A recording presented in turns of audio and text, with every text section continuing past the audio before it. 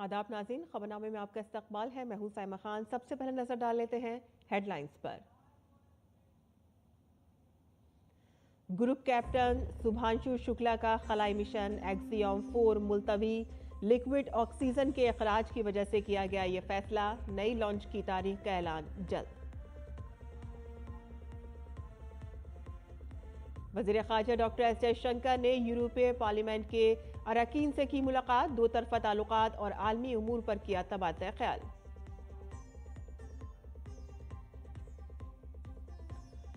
शुमाली भारत में गर्मी की लहर से लोग परेशान। राजस्थान के लिए रेड अलर्ट और दिल्ली में अगले चंद दिनों के लिए ऑरेंज अलर्ट जारी।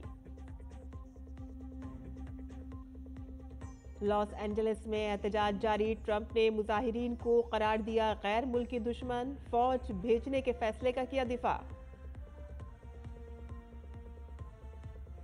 और खेलों में लंदन के लॉर्ड्स में वर्ल्ड टेस्ट चैंपियनशिप के फाइनल में जनूबी अफ्रीका और ऑस्ट्रेलिया होंगे आमने सामने। और अब खबरें तफसील से। भारतीय फिजाइया के ग्रुप कैप्टन शुभांशु शुक्ला का खलाई मिशन एक्सियम 4 आज एक बार फिर से मुलतवी हो गया है। Post state fire booster test के दौरान लिक्विड ऑक्सीजन के अखराज का पता चला, जिसके बाद मिशन को मुलतवी करना पड़ा। स्पेस एक्स और इसरो ने एक्स पर मालूमात शेयर की है।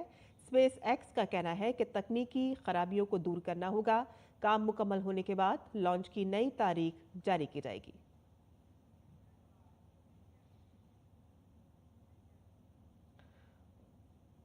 और आपको बता दें कि भारत अपने खलाई सफर में एक तारीखी छलांग लगाने के दहाने पर खड़ा है। भारतीय फिजाइया के ग्रुप कैप्टन शुभांशु शुक्ला 4 दहाइयों में खला में सफर करने वाले पहले भारतीय खलाबाज बनने के लिए तैयार हैं। शुभांशु शुक्ला एक्सियम 4 मिशन में मिशन पायलट के तौर पर भारत की नुमाइंदगी करेंगे।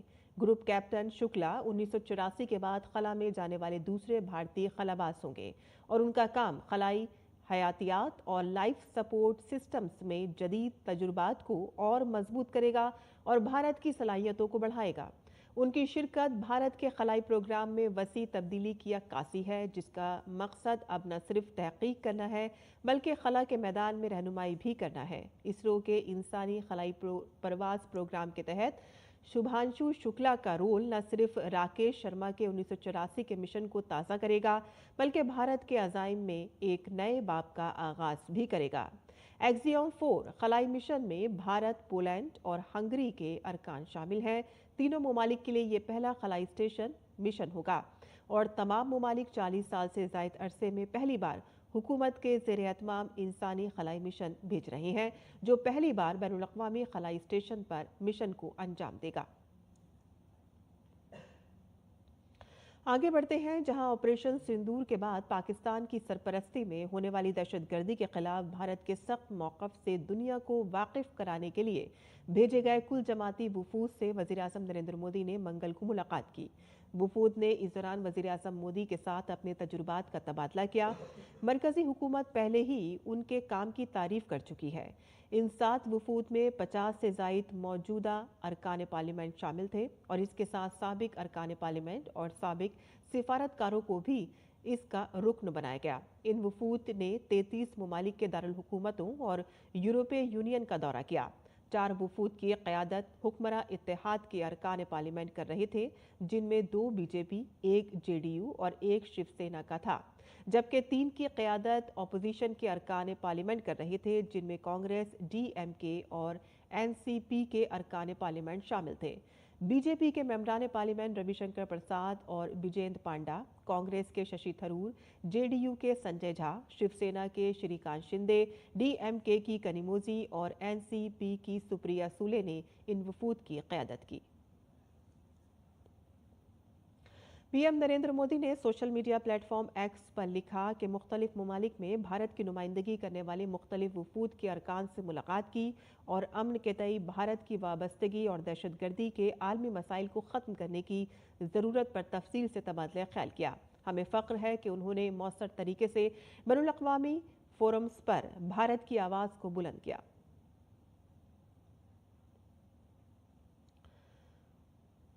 वजीर ख़ारजा डॉक्टर एस जयशंकर 7 रोज़ा गैर मुल्की दौरे पर हैं। अपने दौरे के दौरान डॉक्टर एस जयशंकर ने ब्रसेल्स में यूरोपीय पार्लियामेंट के अरकान से मुलाकात की।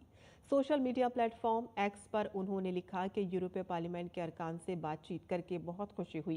एस जयशंकर ने लिखा कि वो भारत यूरोपीय यूनियन के मजबूत ताल्लुकात के लिए उनकी हिमायत का खैर मकदम करते हैं। उन्होंने दहशतगर्दी के खिलाफ अपने दिफा के भारत के हक के बारे में उनकी समझ की भी तारीफ की। उन्होंने ये भी लिखा कि आलमी पेशरफ्त और इलाकाई मसाइल पर तबादला ख्याल हुआ।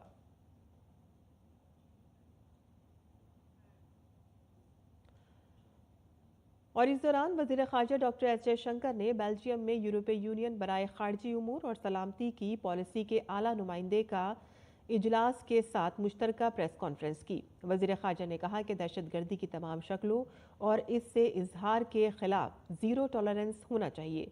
ये भी ज़रूरी है कि हम कभी भी न्यूक्लियाई ब्लैक मेलिंग का शिकार ना हों। ये आलमी बरादरी के लिए एक मुश्तरका और बाहम मरबूत चैलेंज है और ये ज़रूरी है कि इस मामले पर मजबूत बैनुल अक़वामी सोच और ताउन हो। There must be zero tolerance for terrorism in all its forms and manifestations. In that context, it is also essential that we never yield to nuclear blackmail. This is a shared and interconnected challenge for the global community, and it is imperative that there is strong international cooperation and understanding on the matter. और bulletin में अब बात करते हैं नरेंद्र मोदी हुकूमत के 11 साल मुकम्मल होने से मुताल्लिक खबरों की।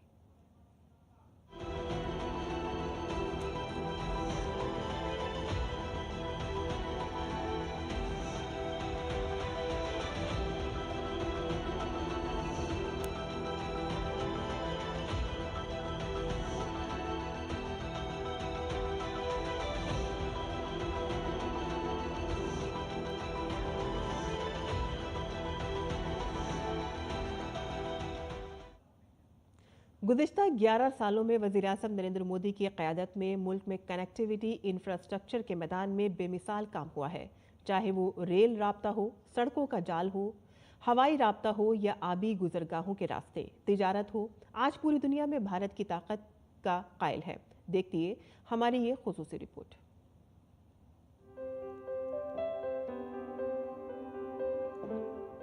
2014 से पहले की तस्वीरें याद कीजिए, जहां खस्ता हाल सड़कें थीं, ट्रेनें घंटों ताख़ीर से चलती थीं और जब हवाई सफर आम लोगों का ख्वाब था।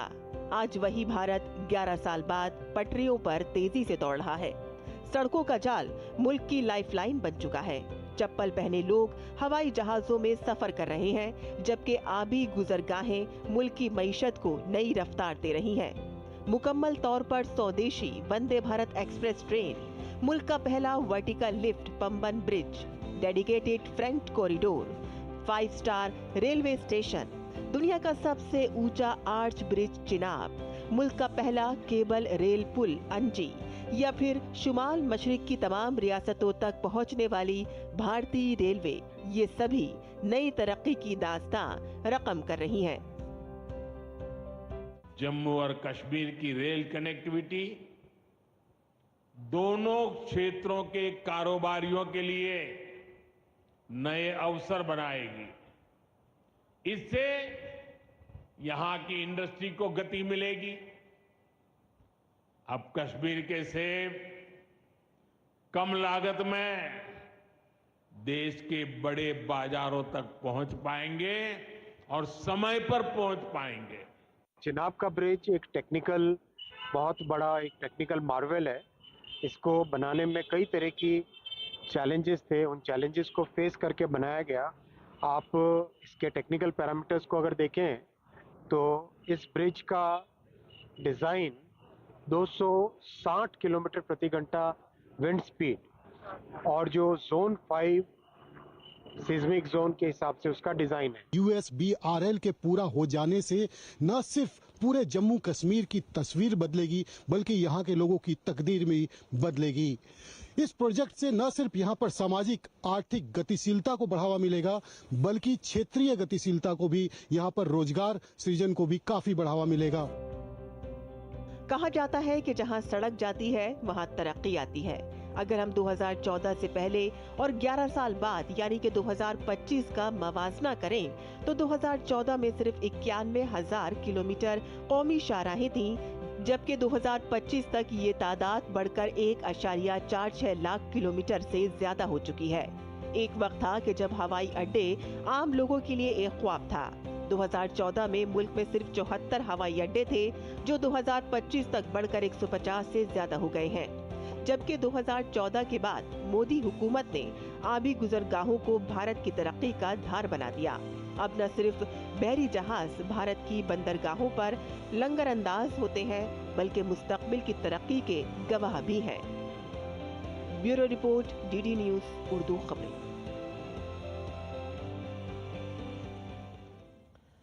मरकजी वजीर मनोहर लाल खट्टर ने मरकजी हुकूमत के 11 साल मुकम्मल होने पर वजीर आज़म नरेंद्र मोदी की सताइश की। उन्होंने कहा कि 2047 तक तरक्की याफ्ता भारत के वजीर आज़म के हदफ को हासिल करना है और इस सिमत में अभी बहुत से तरक्याती काम होने बाकी हैं।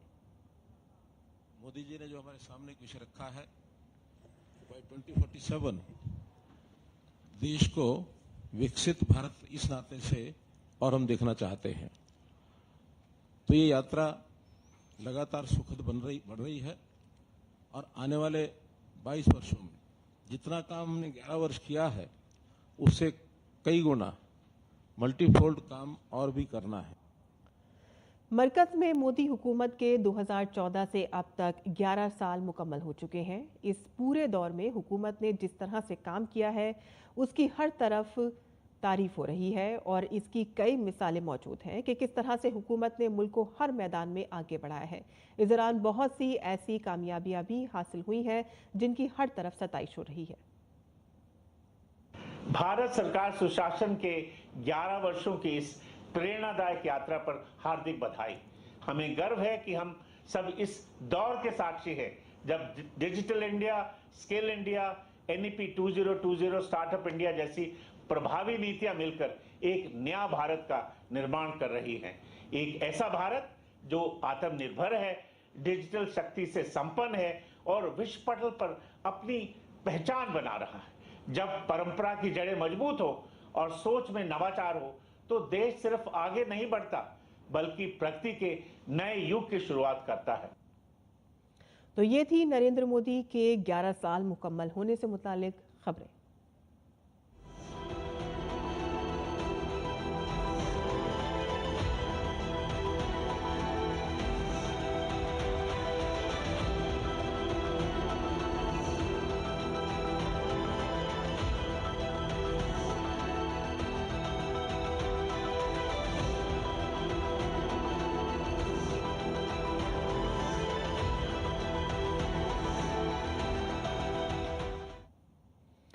आगे बढ़ते हैं, जहां वजीर ज़राअत शिवराज सिंह चौहान विकसित कृषि संकल्प अभियान के तहत आज दिल्ली में किसान सम्मेलन का इफ्तिताह करेंगे। वजीर ज़राअत शिवराज सिंह चौहान तीगीपुर, बख्तावरपुर और शुमाली दिल्ली का दौरा करेंगे और किसानों से बातचीत करेंगे। इस प्रोग्राम में उजवा के कृषि विज्ञान केंद्र और Indian agriculture research institute Pusa के नुमाइंदे भी शिरकत करेंगे। विकसित कृषि संकल्प अभियान जो उड़ीसा में 29 मई को शुरू हुआ था, 12 जून को खत्म हो रहा है और अब तक वज़ीर ज़राअत ने 11 रियासतों के किसानों से बातचीत की। इस आउटरीच प्रोग्राम का मकसद किसानों को जदीद तरीन ज़राई टेक्नोलॉजीज़, तहकीक और सरकारी स्कीमों के बारे में दुरुस्त मालूमात फराहम करने के साथ साथ किसान बिरादरी के खदशात को दूर करना है। खरीफ की फसल की पैदावार बढ़ाने के हदफ के साथ 2170 टीमों में फैले हुए 16,000 साइंसदान किसानों के साथ दो तरफा बातचीत के अमल में शामिल होने के लिए गांव-गांव का दौरा कर रहे हैं। दिल्ली NCR समेत पूरा शुमाली भारत इन दिनों शदीद गर्मी की जद में है। कई शहरों में दर्जे हरारत 40 से 45 डिग्री तक जा पहुंचा है और कई रियासतों में रेड, येलो और ऑरेंज अलर्ट जारी किए गए हैं। गर्मी और लू की वजह से मामूलात ज़िंदगी बुरी तरह से मुतासर हुई है। भारतीय महकमा मौसमियात के मुताबिक अगले 2 रोज़ तक हीट वेव जारी रहेंगी। महकमा मौसमियात ने दिल्ली के लिए ऑरेंज अलर्ट जारी किया है। दिल्ली के कई इलाकों में पारा 45 डिग्री को पार कर गया है। हरियाणा और पंजाब में भी लू का अलर्ट जारी किया गया है और इसके साथ ही महकमा मौसमियात ने उत्तर प्रदेश, हिमाचल प्रदेश, जम्मू कश्मीर, मध्य प्रदेश के कई अजला में लू के हवाले से वार्निंग भी जारी की है। वहीं महकमा मौसमियात ने दिल्ली के साथ साथ राजस्थान के लिए रेड अलर्ट जारी किया है। बीकानेर डिवीजन और मगरबी राजस्थान के सरहदी इलाकों में शदीद गर्मी पड़ रही है।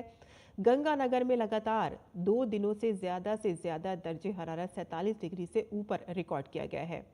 शेखावती खित्ता, जयपुर डिवीजन और कोटा डिवीजन में भी ज़्यादा से ज़्यादा दर्जे हरारत 45 डिग्री के आसपास रिकॉर्ड किया गया है। गंगानगर, हनुमानगढ़ और बीकानेर और चूरू के आसपास के इलाकों में अगले 2 दिनों तक शदीद गर्मी की सूरत हाल बरकरार रहेगी। मशरिक़ी राजस्थान में भी अगले 3 दिनों तक लू चलने का इम्कान है।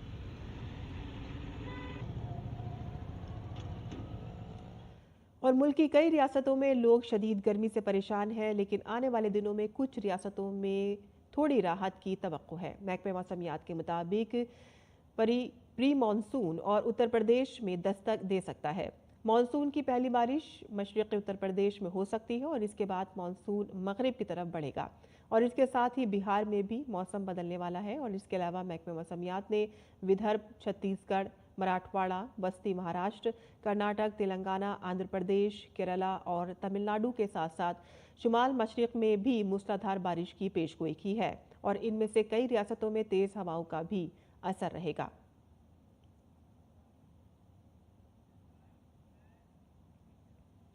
मरकजी वजीर जितेंद्र सिंह अक़वाम मुत्तहिदा की ओशियन कॉन्फ्रेंस में शिरकत के लिए फ्रांस के नीस शहर में हैं।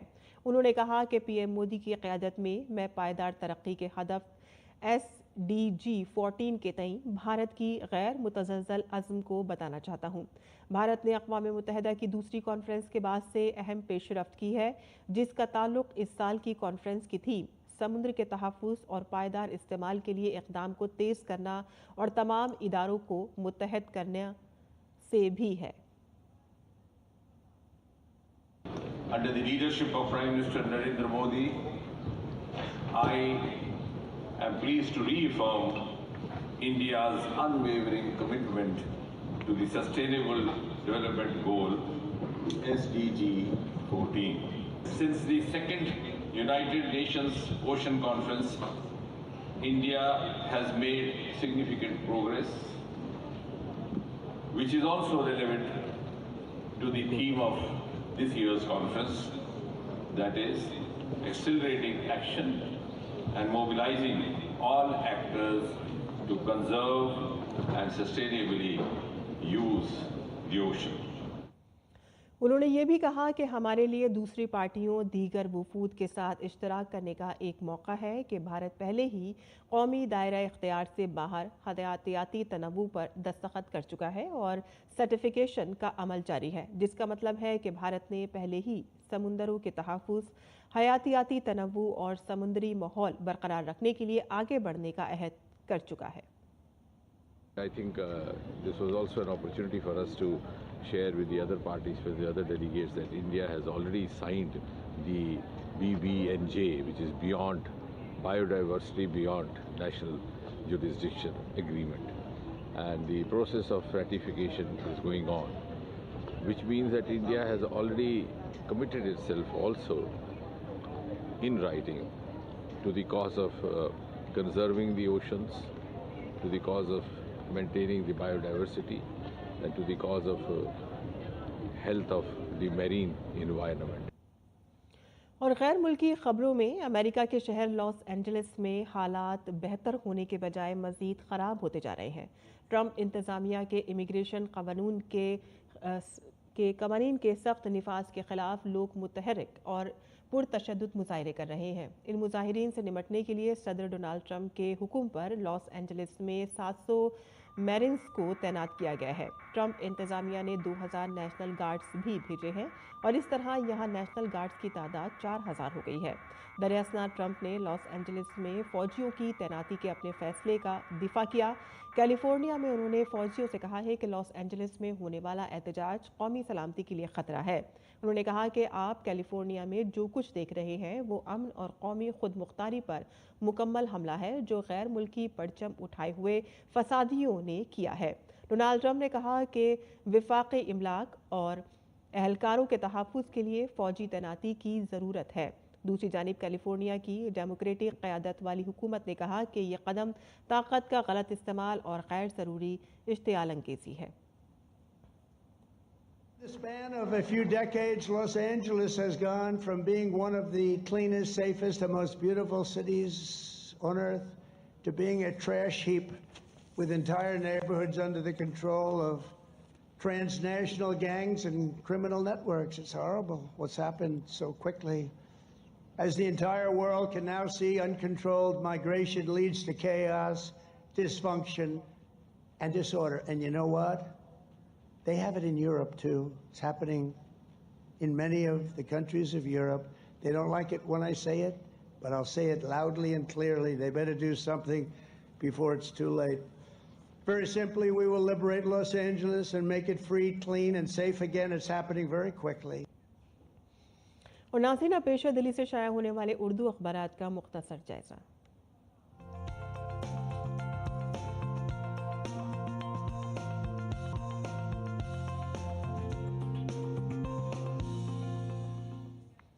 तो दिल्ली से शाया होने वाले उर्दू के अखबारात पर नज़र डाल लेते हैं। कुछ अहम सुर्खियाँ इस तरह से हैं।